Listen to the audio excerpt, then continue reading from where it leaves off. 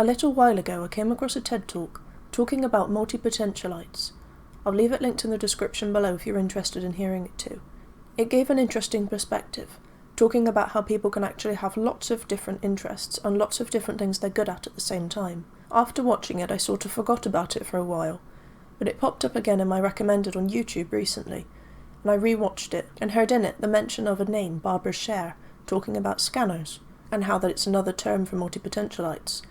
Well, obviously TED Talks are quite short, so I didn't get all the information that I needed to quite understand what exactly they are, so I thought I'd look up this Barbara Sher and what she means by scanners. I came across a book called Refuse to Choose, and after watching some of her YouTube videos I thought I'd buy it. It's kind of completely changed my outlook on a lot of things. Being an INFJ, you're supposed to have a one-track focus. You're supposed to find your potential in life and go after it.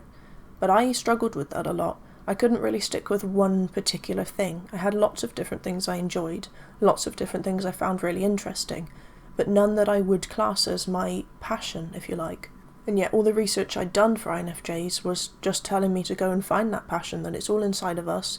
We all have that one thing that we're good at, and having dominant NI means I'll be focused on one thing at a time. So for a while I thought that maybe I wasn't actually an INFJ, maybe I was a different type altogether. But coming across this scanner idea has shown me that there's a lot more to it than that. That yes, MBTI and cognitive functions can show an area of who we are. As I've said in previous videos, there's absolutely nothing out there that will describe us completely. So I thought it would be nice to add this to my repertoire of who I am. Taking a little quote from the book on what it means to be a scanner, it says that scanners love to read and write, to fix and invent things, to design projects and businesses, to cook and sing, and to create the perfect dinner party. You notice that the word or was not used, because scanners don't love to do one thing or the other, they love them all. To scanners, the world is like a big candy store, full of fascinating opportunities, and all they want is to reach out and stuff their pockets. I found this really interesting to think that there are people out there that don't just have one thing they're good at. It seems a common view in the world that we need to find that one focus. You need to find one YouTube niche to stick to, and that's how you're going to make money. When you want to start your own business, it needs to be in one area, and that's how you're going to make it work. You need to pick one career path and stick with it forever. And that hasn't always sat well with me. I have lots of things I'm interested in, and there's no job that will fulfill everything I'm interested in. And I always thought that that means I need to pick one interest and forget about the rest, just focus on that one. Hence, when I was younger, I decided I wanted to be a detective, because I'm really interested in problem solving and crime and psychology, how people think, their behaviours, their motivations, and that seemed to encompass most of those as best as I could, and I'd have to forget about my interest in maths and chemistry and history and art and all of the other areas that I'm interested in. I thought detective encompassed as many interests as I could possibly fit into one job role, therefore that's what I need to do. But while I was at uni, I realised that wouldn't actually make me happy. That I don't think I could give up on so many of my interests, so many things that I enjoy doing and learning about, and just focus on one area. And it turns out that's a common thing for scanners, that we feel like we need to give up on everything apart from one idea and stick with that. But in this book it shows that you don't need to. You can be lots of different things. You can find a job that fulfills all different areas, or you can do several different jobs. Maybe work in one and the rest are volunteering or things you do in your free time or hobbies. It's helped a lot for me to understand this, because I found a lot of that when I learned about being an INFJ, that I'm not quite fit for the norm of society, that it's made for sensors, it's made for extroverts, so a lot of introverts are going to find it difficult because we're supposed to go out and meet people and be social creatures, and it can be harder for us that like a bit more alone time. The same with intuitives, it can be difficult because the world is made for sensors. It's made for you to use your five senses and to take on the facts of things that are right in front of you. You're not supposed to be able to read between the lines and figure things out that don't quite have a factual, tangible meaning. But I still found that there was an area missing for me. That as an INFJ I'm supposed to have one thing I really want to do and go and do that, and that wasn't the case for me. But yeah, I just thought it would be interesting to share what I've learned about scanners, and maybe it can help a couple of you out there. Maybe you haven't been able to find that one career path you want to do and stick with for the rest of your life. Maybe you've done one thing for years and you decide you want to completely change it up and do something different. Maybe you've done something out of necessity because it pays the bills, but it's not what you love. I just think it's worth getting this information out there, because there are people that are struggling like I did, that believe they have to give up on all of these wonderful things that they love and really care about, because they can't have loads of different jobs. They can't earn money in everything, or they've got to figure out that one thing that they actually want to do with their lives and make that their career path. But they don't have one thing, they have lots. But yeah, anyway, I'll just share briefly from the book, Refuse to Choose, what different types of scanners there are, because maybe something will stand out for you, or maybe it's just worth a little bit more research. Maybe there's someone you know that is struggling with what to do with their lives, that has so many different interests that seem completely unrelated. Maybe they love art, they also love maths, they also love biology or medicine, and they also love architecture. And they're so varied that there's no way they can incorporate all of those different areas into one job. They'd have to pick one, or so you think. Barbara Sher has separated scanners into two main groups. There's cyclical scanners, which have a number of interests that they keep going back to. So I would class myself as a cyclical scanner, because I will always have an interest in psychology, in crime, in history, in chemistry, in problem solving, in art, in architecture. I will always go back to those, but I'll sort of cycle through them. So I might have a big focus on one area for a while. I might be really interested in learning about ancient medicine for a couple of months, and then I'll decide, actually, I really want to learn about true crime, and so I'll go into that for a little while, and then I'll decide, actually, I'm really interested in how they made houses back in the 1400s and what the style was, and then I'll go over to that, and then I might circle back round again to history, looking at ancient something else. So that's one group of scanners, and the second group of scanners is called the sequential scanners, and they're the ones, unlike cyclical scanners, they don't return to the same thing. So they have an interest in art, and they're really interested in it for a certain amount of time, and then they move on, and then they get really interested in physics for a while, and then they move on to something else, but they don't ever return back. They get what they need from the amount of time they've put into learning about physics. So yeah, they're the two sort of overarching groups of scanners, and inside each one it's split down. For the cyclical scanners, the first one is called a double agent. So for double agents, they enjoy the life they have, but they'd also like to do something completely different, maybe move to another country and start something completely new. Maybe they're enjoying living in the city, working hard in a corporate job, and on the other hand, they want to go to a foreign country and work in a really strange job that they've never even heard of before. They just want two completely different things, that they have an interest in something that's so completely different to the life they live now, but they don't see a way of being able to do both of them at once because they're so opposing. The next type is called a Sybil. It's one that I identify with. I think I'm probably a Sybil type. Sybil types are ones that have lots and lots of different interests. They know all of those interests and they want to find a way of doing them all, but they don't think they have enough time to do it, so they end up flitting from one thing to another, never actually finishing anything completely, because they don't think they'll be able to fit in all of their other interests. So they start something and then they have to move on to something different and then move on to something different, because they've got to get everything done. They want to focus on everything they're doing. That's the thing that I found was very different to being an INFJ. INFJs are supposed to see something through to completion. They're supposed to see from start all the way through to the end, and I have that in a lot of areas of my life, but when it comes to my interests, I found that yes, I did sort of flit from one thing to another. I dedicated loads of time to it, and then I stopped and went on to something different, because I was interested in it all, and I didn't want to just focus on that one thing, because I was neglecting everything else I was interested in too. And the third type of cyclical scanner is called a plate spinner. These are the ones that have loads and loads of different interests that are on the go at the same time. Like you can imagine a plate spinner in a circus having like 10 different plates that they're all busy spinning at the same time. They're managing to focus on all of them to make sure that they can balance them all and that none fall over all at the same time. They flip between things the fastest, like a plate spinner will flip between keeping all of the plates balanced very, very quickly, unlike some of the others which might take a couple of weeks, a couple of months, maybe even a couple of years before they move on to a different subject. And moving on to the sequential scanners, The first one's called a serial specialist. So this one is very focused on one career path.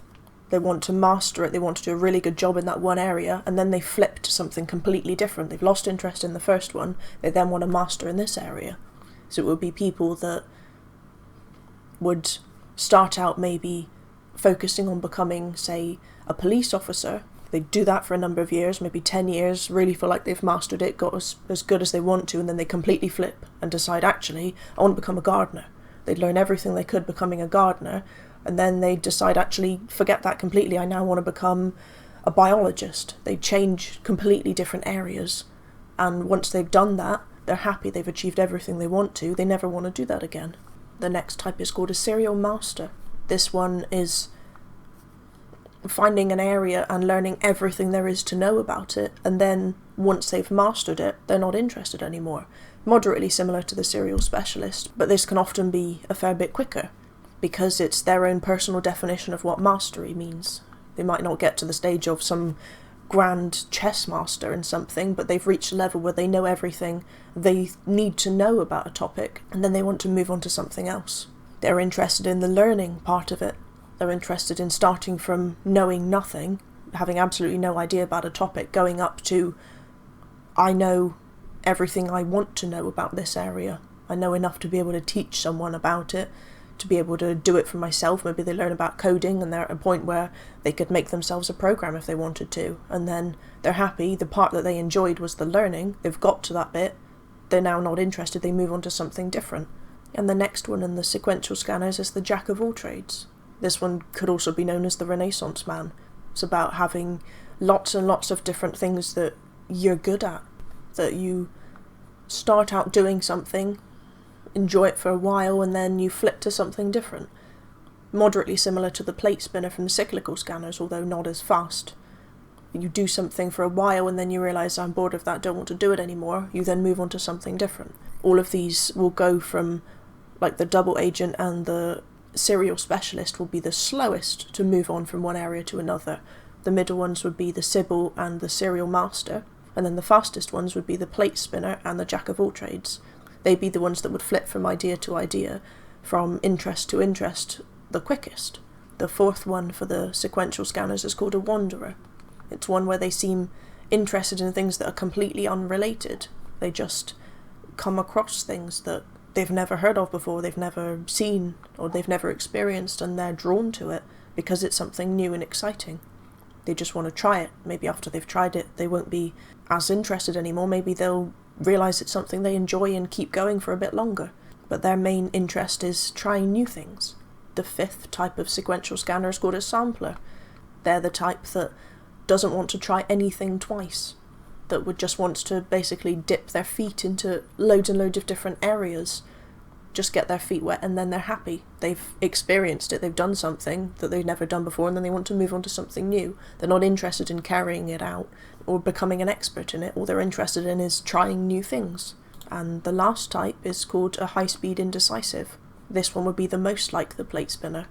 This one is a type that really does just want to start new things, and then they see something new and exciting and they're drawn to that.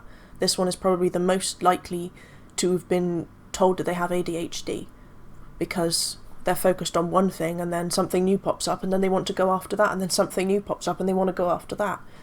It's not that they have ADHD, it's more of a case of what are they wanting from this? They're wanting that new excitement of, oh my goodness, there's something new. That's what they're after. That's an interesting part of this book, that it's taught me to understand what is it you want from what you're researching. Do you want to become a master in it? Do you want to know everything there is to know? Are you interested in the process of learning and discovering? Are you interested in reaching a point of competence and then you want to go on to something new? Something that didn't quite correlate with being an INFJ for me, because you're not supposed to be like any of these. You're supposed to have that one passion, that one thing that you're interested in, and go for it, do it, and be brilliant at it. You should be able to see it all the way through from start to finish with your dominant NI, and you should be able to figure out what you want with your life, because you can sort of see into the future. You can see where what you're good at would take you, and then that's where you aim to go. But it's not that simple. all the time, that there's so much more to understanding who we are as people than just your MBTI type and the cognitive functions. And I found that finding out I'm a scanner, a type of scanner, is really helpful for me. So I might even do a couple of videos on different things that I'm coming across that are helping me to understand more about who I am, because being an INFJ means you're often likely to be a perfectionist, and not being able to finish something goes against the being a perfectionist. I always thought that was a fault of mine, that I wasn't very good at finishing things. Maybe I was lazy or just didn't have the determination I needed. But actually it turns out that I've got what I want out of it. I've learned what I needed to learn, and that's why I've stopped where I have, and that's okay. Obviously this is just a very brief overview of the little bit I've learned about being a scanner. I've not been able to do too much research. I've just sort of touched on the surface level, I think. But if you are interested, then I will leave a link to the book if you wanted to get it and learn more about it, just because I know for me it's really helped me to see that there is nothing wrong with me for not going through and doing what INFJs are supposed to. That doesn't mean I'm not an INFJ. That doesn't mean there's something wrong with me. It just means that you can't learn everything there is to learn just from 4 letters. I know I've said this in the past, but it's sort of, here's some proof that you can't, because they don't mention anything about this being an INFJ. I'm supposed to be able to just follow something through to the end, and that doesn't mean there's anything wrong with me for not being able to, that it's just another part of me. And I think it's really interesting to learn and discover who I am. I think it's one of the best things we can do in life, is to just figure out who we are. We were given this personality when we were born, and I find it really exciting to learn about who I am. I don't know everything there is to know about me. I just think it's a wonderful thing to be able to do. It helps me to understand myself better, it can help other people to understand me better, and it can help me to understand others better. If I find something that I think is useful and that's helped me, I want to share it with others. Hence I'm sharing this with you guys, that maybe it'll help a couple of you. Maybe you know someone that can't seem to figure out what they want to do with their lives, that has so many different interests. Maybe you can share this with them.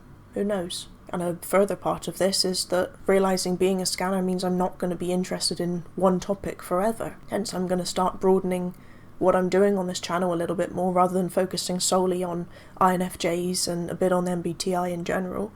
I'm going to keep the psychological aspect because I have a massive interest in that, but I might touch on a couple of different subjects, and that's okay, that's interesting, that's something we should all do, is learn more about who we are and what we're good at, and aim to do that. Don't stifle it just because it doesn't seem normal, it doesn't seem right, and nobody else around you's doing it. If you've got something inside of you that you want to do, then do it. I think that's important. Anyway, as always, thank you for your time.